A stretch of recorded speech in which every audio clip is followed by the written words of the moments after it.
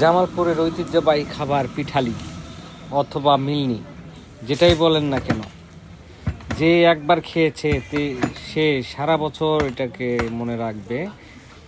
দেখুন, এই এখন মিলনি বাড়া হচ্ছে বড় চামচ দিয়ে।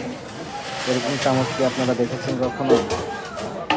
পাতিল দিয়ে চামচ, অসাধারণ। দেখেন, গাবলা বোঝাই করা হচ্ছে। বোঝাই করার পরে এই গাবলা আপনার প্রতিটা লাইনে লাইনে চলে যাবে। কোনটাতে বেশি হচ্ছে, কোনটাতে মাংস কম যাচ্ছে, এটা দেখা হচ্ছে। মিলের কালারটা দেখুন, দেখলে মনে হয় খেতে মন চাইতেছে। এখান থেকে এখন চলে যাবে লাইনে লাইন, একটু পরে লাইনগুলো দেখতে পারবেন। এখন ওই যে ভাত দেখেন, ভাত রান্না টান্না শেষ করে এখন ওইভাবে রাখা হয়েছে। দেখেন, এখান থেকে গাবলার ভিতরে করে নিয়ে যাওয়া হবে। এই যে নিয়ে যাচ্ছে একটা একটা করে। দেখেন লাইনে চলে আসছে, লাইন বাই লাইন প্রায় 3-4 হাজার মানুষ বসেছে এখানে। একেবারে লাইন ধরানো হয়েছে, মানে একটা লাইনের 2 সাইড করে বসানো হয়েছে।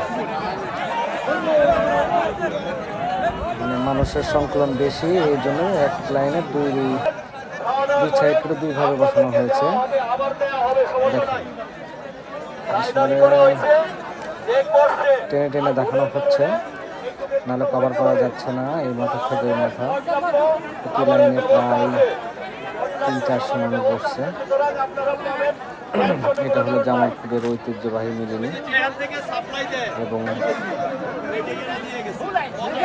বলা যায় পিঠালি। কেউ দাওয়াত পেলেও আসে, না পেলেও আসে খাইতে। এত মজার খাবার। ভিডিওটা ভালো লাগলে অবশ্যই কমেন্টে জানাবেন, সম্পূর্ণ ভিডিওটা দেখবেন।